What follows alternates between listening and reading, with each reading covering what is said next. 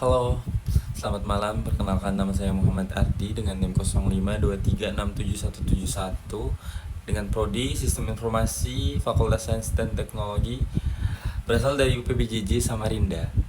Jadi tujuan dari video tugas ini adalah untuk report tugas 3 praktikum dari mata kuliah pemrograman berbasis piranti bergerak. Oke, disclaimer dulu, saya tidak bisa untuk live coding ya, karena live coding itu lama banget. Jujur dari errornya, sebenarnya sih yang bikin lama itu karena untuk menyamakan dari style UI-nya dari gambar yang sudah diberikan di pertanyaan. Jadi mungkin yang paling banyak di dalam codingan ini adalah UI-nya.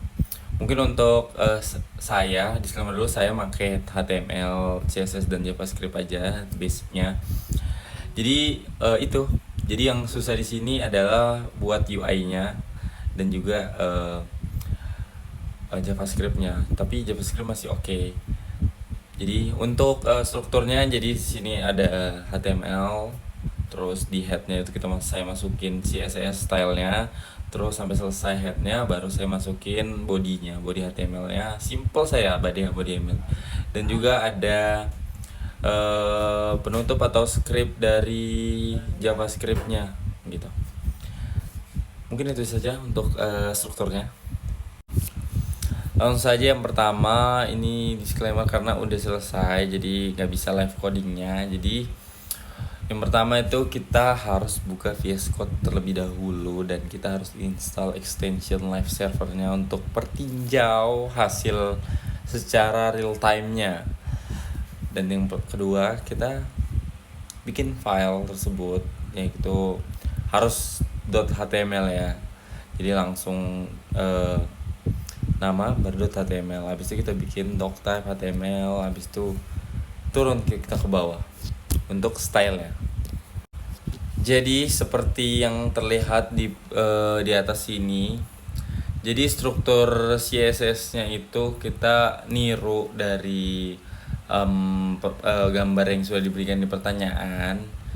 Nah, saya gunain konsep flexbox, di mana baris datanya itu berwarna krem dan tombol refresh-nya itu berwarna biru di bagian atas, karena di bagian atas itu warnanya biru sesuai dengan pertanyaan dari.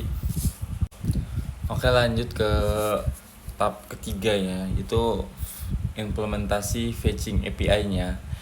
API-nya kita ngambil data dari API dari pertanyaan yang sudah diberikan. Nah, itu kita mudahnya itu di situ. Kita dikasih API buat ngambil datanya, habis itu ya udah kita langsung cantumin aja di menggunakan fungsi async atau await untuk manggilin endpoint API-nya.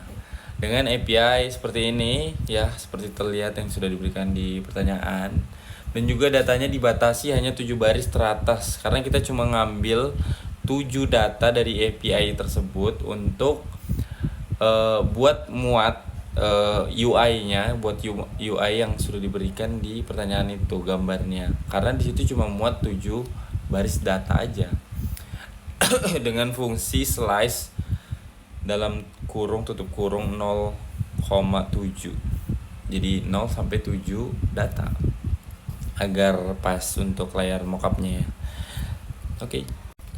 Dan ya untuk yang keempat itu ada manipulasi DOM-nya. DOM itu adalah dokumen object modeling, di mana ada kita field-nya untuk memetakan ada rank, simbol, nama, price USD dan lain-lain seperti itu secara dinamis menggunakan perulangan for each.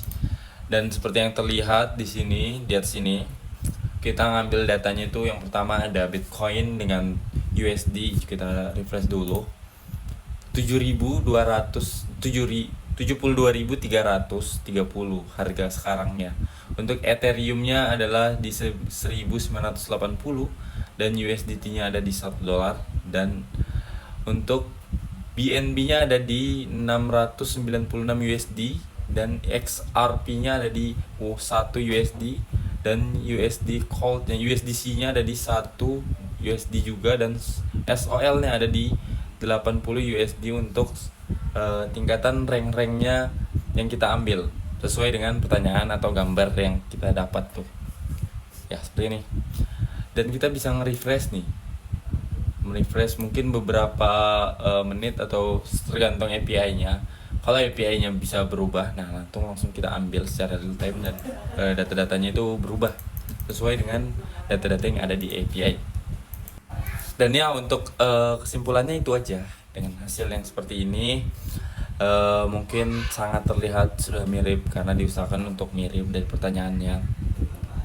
Dengan referensi tersebut yang paling membingungkan adalah untuk fungsi dari stylenya itu ya, karena kita ya itu tadi di bagian coding itu bisa terlihat di filenya, bisa dilihat nanti di filenya itu paling banyak adalah di menu stylenya.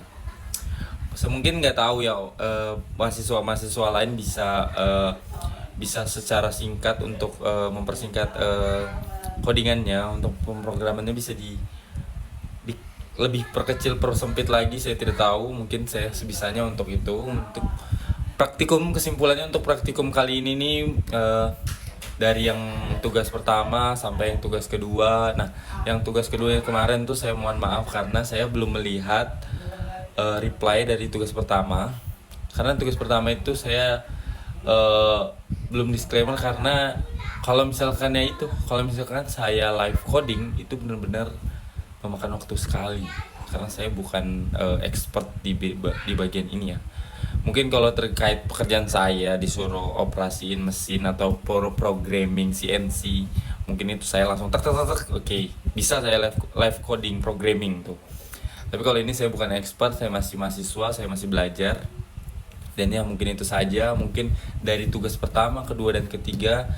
Terima kasih untuk bimbingannya, dan mungkin itu saja untuk praktikum kali ini tuh saya dapat ilmunya yang mendalam untuk API publik ke dalam antarmuka yang saya berikan di aplikasinya, dan juga buat manipulasi dokumen objek model, dan juga UI-nya yang user friendly juga, dan juga untuk kendala layoutingnya juga ada, dan sinkronasi datanya lumayan berhasil walaupun agak tricky sebelumnya dengan baik. Dan ya mungkin itu saja, dan terima kasih dari tugas pertama, tugas kedua sampai sesi terakhir kali ini.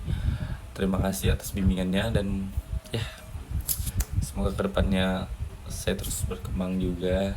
Terima kasih.